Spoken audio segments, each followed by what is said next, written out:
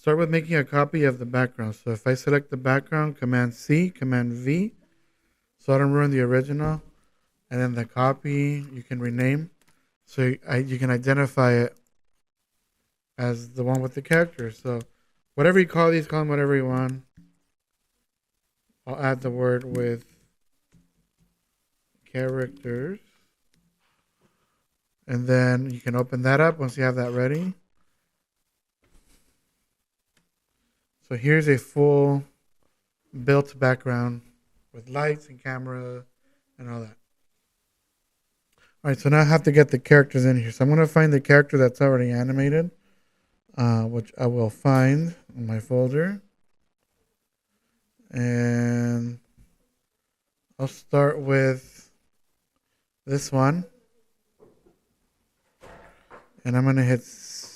Oh, no. Don't do it that way. Drag it into the project tab. And you'll see that it'll import as a folder.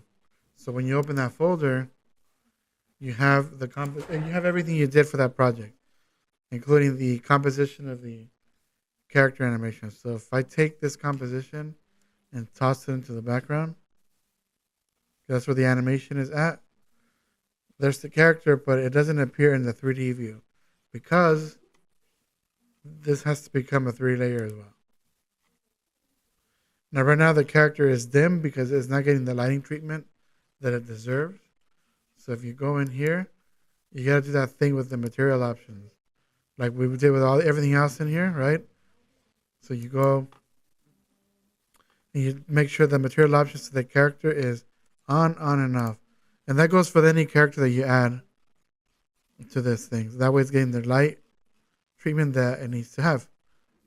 Now you have to just make sure that it's touching the ground and all that. All those things. Okay. Looks like the toes are sinking into the... There we go.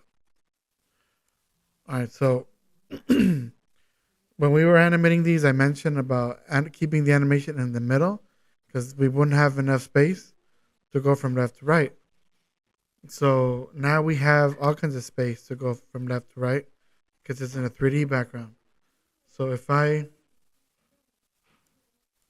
go to the transform controls for the character that I just added, first we want to position the character where we want it to begin. You know, maybe it's off screen, maybe it's not off screen.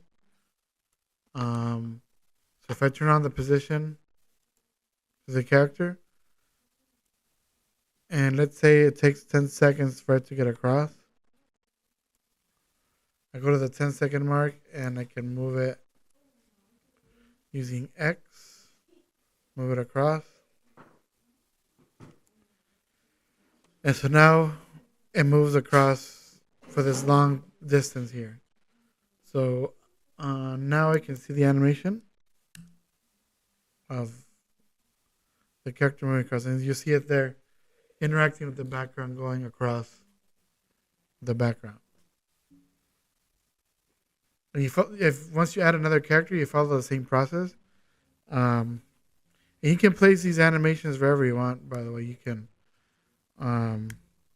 just make sure you stay with those position keyframes. And you can reposition these characters in any part of the background that you want. And it can go behind objects, in between objects, or however you want. And that's basically it. That's how you add a character to a 3D background.